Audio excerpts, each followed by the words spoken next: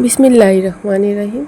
আসসালামু আলাইকুম আমার প্রিয় ভাই ও বোনেরা, দূরে ও কাছে যে যেখান থেকে আমার আজকের ভিডিও দেখছেন, আশা করি আল্লাহর অশেষ রহমতে আপনারা সবাই খুব ভালো আছেন, সুস্থ আছেন এবং সুন্দর আছেন।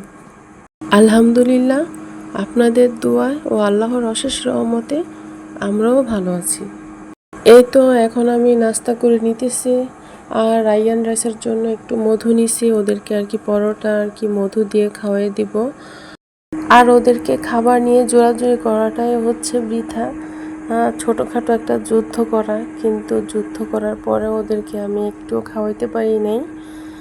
তো এই তো ছেড়ে দিলাম, থাকুক ওরা ওদের মতো। আজকে দুপুরে আর রান্না করতে হবে না, যে কালকে যে তরকারি রান্না করছিলাম ওইটাই ছিল, তো ওইটা দিয়ে আর কি হয়ে যাবে আমাদের। আর আজকে মিস্ত্রিও আসবে না, ওনারা 2-3 দিন আসবে না, অন্য কোথাও কাজ আছে, ওইটা শেষ করে তারপরে আসবে। তো মা বলতেছে যা আছে ওইটা দিয়ে হয়ে যাবে, আর রান্না করার দরকার নেই। তো আজকে খুব মুড়ি মাখা খাইতে ইচ্ছে করতেছে, তো বাজার থেকে আর কি ভাজা পোড়া টুকটাক কিছু নিয়ে আসলাম, যে একজনকে দিয়ে নিয়ে আসছি। তো এখন গাছ থেকে আর কি মরিচ পাড়তেছি বিকেলবেলা আসরের পরে। তো এখানে আমার ছেলেও আমার সাথে মরিচ তুলতেছে। তো আজকে আর কি জানি না কেন আজকে কয়েকদিন যাবৎ খুব ঝাল খাইতে ইচ্ছে করে, মানে ঝাল খাইতে ইচ্ছে করে, আবার খাইতেছিও। তো এই তো আমরা মা ছেলে মিলে আর কি গাছ থেকে মরিচ তুললাম, তো আমরা আর কি মুড়ি মাখা করব। দৈনন্দিন জীবনে চলার পথে আমরা সবাই সুখী হতে চাই। সুখ আসলে কি? সুখী হতে কি লাগে? আমরা কি সবাই সুখী? আর জীবনে সুখী হওয়া যায় কিভাবে? কিভাবে আমরা নিজেকে সুখী রাখব? এই প্রশ্নটা আসলে আমাদের জীবনের বেশিরভাগ লক্ষ্য আর চেষ্টার মূলে থাকে। সুখ মানে আমরা কি বুঝি আর কি মনে করি? সুখ মানে আমরা মনে করি যে আমাদের ভালো লাগা, শান্তি আর জীবন নিয়ে খুশি থাকা, অনেক অনেক টাকা পয়সা, অনেক ভোগ বিলাসিতা, এসব কিছু, তাই না? তো সুখিনেস কিন্তু চাইলেই বাড়ানো যায়, যদি আপনি নিজে বুঝে শুনে কিছু বদল আনেন। আর এটা শুধু লাইফস্টাইলেই সুখের উপাদান যোগ করে না, বরং আপনি যেভাবে ভাবেন সেই অভ্যাসটাও একটু একটু করে পাল্টানো, যাতে আরও ইতিবাচক দৃষ্টিতে জীবনকে দেখতে পারেন। সুখী হতে চাইলে আগে নিজেকে বুঝতে হবে, যে এটাও মনে রাখতে হবে যে সুখ সবার জন্য একই রকম না। যার কাছে যেটা মূল্যবান সেটাই তাকে সুখ এনে দিতে পারে। আপনি কিসে সুখী হন সেটা খুঁজে বের করুন। নিজেকে সুখী করার প্রথম ধাপ হলো আপনার জন্য কোন জিনিসটা আসলে আনন্দ আর শান্তি নিয়ে আসে সেটা বোঝা।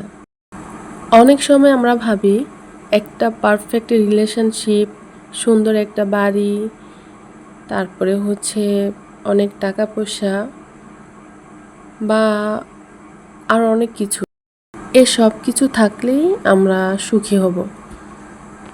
আসলে এই জিনিসগুলো মাঝে মাঝে সত্যিই আনন্দ দেয়, আবার অনেক সময় এগুলো না পেলে মন খারাপও হয়।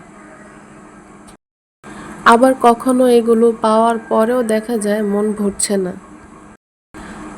আমাদের আরেকটি সমস্যা হয় যখন আমরা একটা নির্দিষ্ট লক্ষ্যকে প্রয়োজনের চেয়ে অধিক গুরুত্ব দেই, সেটা করতে গিয়ে জীবনের অন্য অনেক ব্যাপারে আর সময় দেই না, যেসব বিষয় আমাদেরকে ভালো রাখতে পারত। জীবনে চলার পথে আপনি কখনো এটা ভাববেন না যে আপনার এটা নাই, এটা থাকলে ভালো হতো, ওইটা নাই, ওইটা পান না, আপনার হাজব্যান্ড আপনাকে এটা দেয় না, আপনি এটা থেকে বঞ্চিত, ওটা থেকে বঞ্চিত। এগুলো যখন আপনি ভাববেন, তখনই আপনি আপনার সুখ হারাবেন, আপনি সুখী হতে পারবেন না। কারণ এই জিনিসগুলাই আপনাকে কুরে কুরে খাবে, যে আপনি যা পাইছেন আপনি হয়তো তার চেয়ে আরও ভালো কিছু পাইতে পারতেন। এগুলো কখনোই মনে করা যাবে না, তাহলে আমরা কখনোই সুখী হতে পারবো না। আমরা আমাদের প্রতিদিনের ঘটনা আর পরিস্থিতিকে কিভাবে দেখছি সেটাও আমাদের সুখে থাকার উপর বিশাল প্রভাব ফেলে। এটা আমরা সবাই জানি যে জীবনের প্রতি তুলনামূলকভাবে বেশি ইতিবাচক মানুষেরা সাধারণত একটু বেশি সুখী হন। ইতিবাচক হওয়া মানে সবসময় হাসি মুখে থাকা নয়। আমরা অনেকেই মনে করি যে টাকাই হচ্ছে সুখের মূল চাবিকাঠি। আসলে কি তা সঠিক? আমরা অনেকেই টাকার পিছনে ছুটতে ছুটতে আমরা যে সংসারের কিছু কাজ, দায়িত্ব এসব যে আছে এগুলো আর কি আমরা ভুলে যাই। অনেক সময় আমাদের টাকাই সুখ দেয়, আবার টাকাই সুখ কেড়ে নেয়। আপনি যদি সব সময় সুখে থাকতে চান, সুন্দরভাবে জীবনযাপন করতে চান, তাহলে আপনার যা আছে তা নিয়ে আপনি সন্তুষ্ট থাকেন। আর নিজেকে একটু সময় দেন, নিজের জন্য আলাদা করে সময় বের করেন। সবার সাথে হাসি খুশি থাকেন, মিলেমিশে থাকেন, আত্মীয় স্বজনের সাথে মিলেমিশে থাকেন। মন থেকে হিংসা অহংকার দূর করে দেন। আর বেশি পাওয়ার প্রবণতাটা ঝেড়ে ফেলে দেন, তাহলেই দেখবেন আপনি খুব সুখী আছেন, সুখে থাকবেন। যখন আপনার মনের মধ্যে এই জিনিসটা ঢুকে যাবে যে অমুকের ওইটা আছে, এটা আমার না, এটা আমি যদি পাইতাম, বা এটা কেন আমার হইলো না, এটা কেন আমি পাইলাম না, এই জিনিসগুলো যখন আপনার মনের মধ্যে ঢুকবে তখনই দেখবেন আপনি একটা অস্বস্তি ফিল করবেন। তখনই আপনার সুখ যে জিনিসটা এটা আস্তে আস্তে আপনি হারিয়ে ফেলবেন। আপনার ভিতরেই একটা অন্যরকম একটা কাজ করবে, টেনশন, তারপরে হচ্ছে কষ্ট পাওয়া, খারাপ লাগা, এই সব কিছু। মোট কথা আপনি আপনার সুখটা আর কি নিজ হাতেই আর কি বিসর্জন দিবেন। সুখে থাকার জন্য আসলে বেশি টাকার প্রয়োজন হয় না, আপনি অল্প টাকার মধ্যেও সুখে থাকতে পারেন। মোট কথা আপনি যদি সুখে থাকতে চান তাহলে কৃতজ্ঞ থাকুন, নিজের যত্ন নিন, ইতিবাচক সম্পর্ক লালন করুন, ভুলে যেতে শিখুন, উপকারী হন। আর অন্যের কাছ থেকে কিছু পাওয়ার আশা করা বন্ধ করুন। অন্যের থেকে প্রত্যাশা সবসময় দুঃখের কারণ হয়। তাই সুখী হওয়ার জন্য এটি পরিহার করা উচিত। আপনি যদি কারো কাছ থেকে কিছু আশা করেন আর সেই জিনিসটা থেকে যদি আপনি বঞ্চিত হন, তখনই হবে ওইটা আপনার দুঃখের কারণ। আসলে আমি তত সুন্দর করে আর গুছিয়ে তেমন কোনো কথা বলতে পারি না।